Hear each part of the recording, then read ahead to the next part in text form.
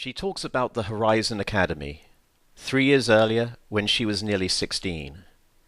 Together, she and her father had marveled at the pictures of the soaring, metal-glass buildings of Horizon, set in vast grounds. "This is the place," he would say in his excitement. "This is the place." He had read aloud to her what was said about its academics, its technology, its modernity. He had been so excited.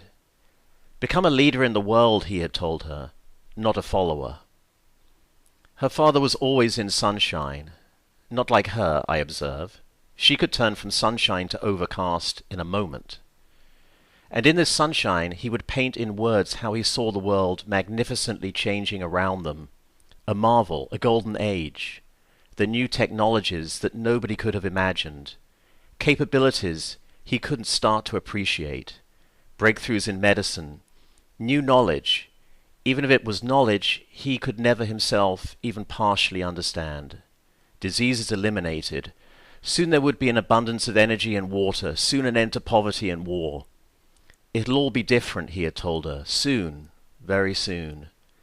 And the nation-states would collapse and be replaced by a new order.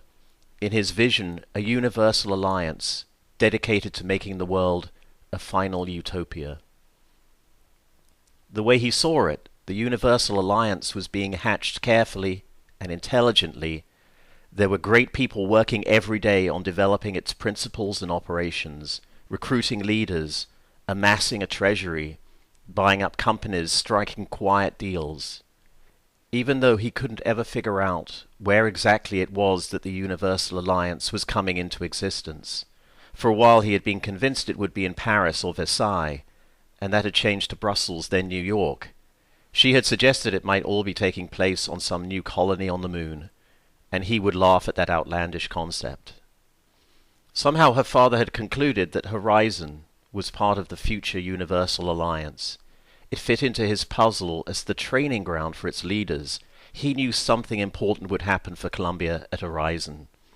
She was always such a hope for him. She was so special for him. The special girl with her poems and stories and puzzles and crosswords. The special girl with all the theories. Theories that would just leap into her head ever since she was young and could be recalled perfectly years later. Theories about everything, a theory of friends, a theory of dogs, a theory of movies, even a theory of theories. Among all those theories, the theory of special, though she never told anyone about it, keeping it to herself. 1. I'm special. I'm told I'm special. 2.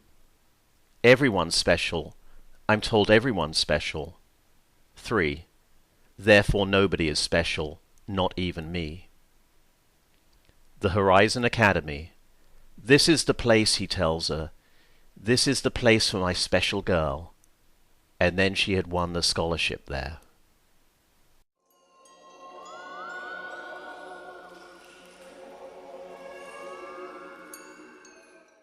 But by the end of the summer, everything's gone to hell.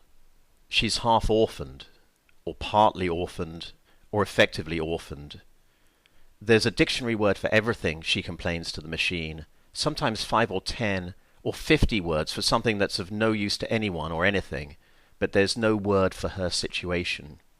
She implores the machine, what kind of poor soul does this kind of thing happen to? She explains. It was a February, 5 months before she had arrived at Horizon. It was the 18th, an unbelievably cold day.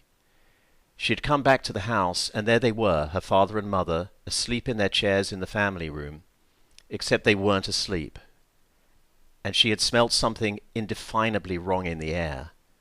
She had unsuccessfully tried to wake them, opened the windows and shouted, had seen fitful breathing, had called the emergency numbers twice. Of course they hadn't been asleep, as she had figured out from the first moment she had seen them. Then, not simply passed out, as she had hoped. She had screamed at them to come back, screamed so loud a neighbor came running. They were both in a coma, poisoned by the air from a defective gas heater. No car crash, no plane crash like on the news, no shipwreck like the Titanic, Not the normal type of everyday sickening accident that claims two parents at the same time. Not an avalanche, not killed in a war zone. Just a heater. The whole thing stinks, she says. A stupid object like a gas heater had simply turned on them and tried to kill them. Her life suddenly upended, her parents cast into a room together at the hospital, always in a half light. She can sit between them and hold both their hands simultaneously. That's about the most she can do for them.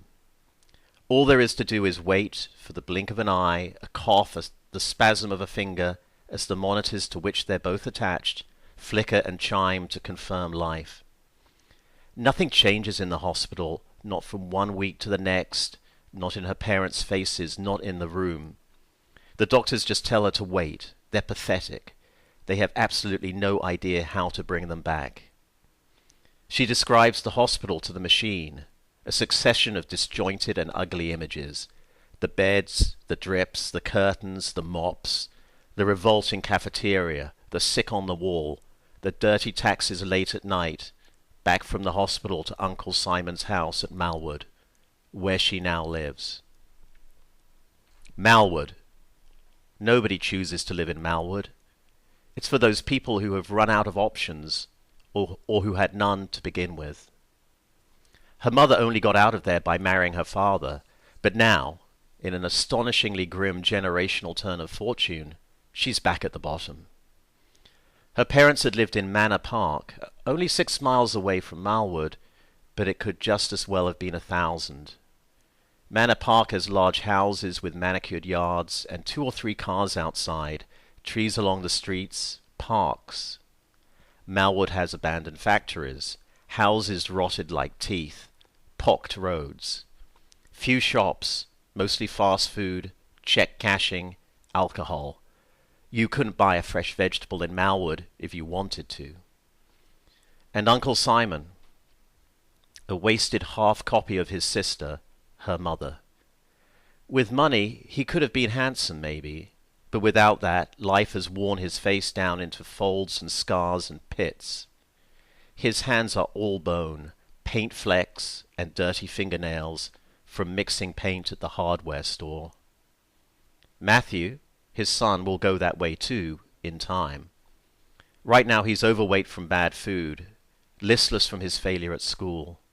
Unable to fully understand his world, he hides in his magazines with pictures of girls he won't ever meet and wouldn't speak to if he did. She sees a vacancy in his expression, like he's waiting for something to happen. Uncle Simon complains he's a slow reader, but she's never seen him reading anything. He just looks at the pictures in his magazines. At night, Matthew stands at the end of her bed when he thinks she's asleep. He just watches her, and if she's awake, she watches back from under the sheets, pretending to be asleep. She doesn't know why he does this. She's just this girl. He's her cousin. He doesn't do anything, but it's still unsettling. Uncle Simon had tried to keep a good house, but over time it simply got away from him. The yellow of the walls gave up its warmth years before, and is now streaked with damp, stained brown. A front room of incompatible furniture and rudimentary curtains, an old television with colors that don't look quite right, faces strangely bluish. A kitchen where everything's slick with grease, opening to an overgrown garden that once was optimistically planted with vegetables. A tree house in a dying tree at the end of the garden, built in happier times and now a mess of wood and insects. 3 bedrooms upstairs and 1 bathroom. Her bedroom has a bed, a table, and a chair. That's it. She has a few things from the old house, some toy animals, books, a bean bag. She had brought a fancy music player with her when she moved in, but Uncle Simon had sold it during her first summer there, saying they needed the money. Lack of money is the one dreary constant in that house, and her parents nearby, slowly dissolving into their mattresses. You wouldn't understand, she tells the machine, you wouldn't understand what it's like to be homesick for a home that no longer exists. But the machine does understand. It too once lost its home. I like all this. I know this is better. Better material, a better study. She is revealing the loss of her certainty, the loss of her hope. I know now we have touched the very beginning of her story.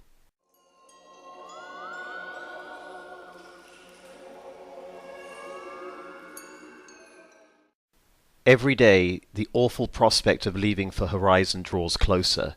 She doesn't know what to do, whether to stay or go. That's when she constructs the theory of Elsewhereness, in the hospital, alone.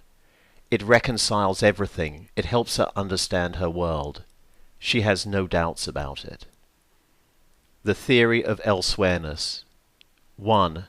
The world is a vast, complicated puzzle to which you have to find the answers. 2. The answers aren't here, not in the hospital, not with Uncle Simon and Matthew, not in Malwood. 3. The answers are out there, somewhere else. Or, as she puts it succinctly, if it's something important, it's happening somewhere else. If she had at times harbored logical misgivings about the possibility of the Universal Alliance, she has absolute certainty about the theory of Elsewhereness. This theory of Elsewhereness, as she recounts it, this philosophy fascinates the machine. The machine understands it immediately, knows that it's essentially true, while also horrifyingly misguided. I thought I would find answers at the Horizon Academy, she tells the machine. What sort of answers? Asks the machine gently. Surely not answers about how to bring back your parents. Of course, she says. Why go there otherwise? The machine considers this. But you were 15, and it is just a school. She's frustrated. You just don't get it. I told you the answers are out there somewhere. All the answers. She calms her frustration in order to explain it to the machine. She wants the machine to understand. She's poised and thoughtful, convincing. Of course the answers aren't written in some book in some school, like I could just pick it up and I get it all there, but they're still out there. You might meet somebody who knows somebody who knows somebody who knows the answer. You see something, you learn something. Something happens. Somebody gives you what you need. The compartments in the machine argue with each other for 1,000th of a second over whether this is pathetic or true. I see simply that she's a thing of pity, hoping for hope.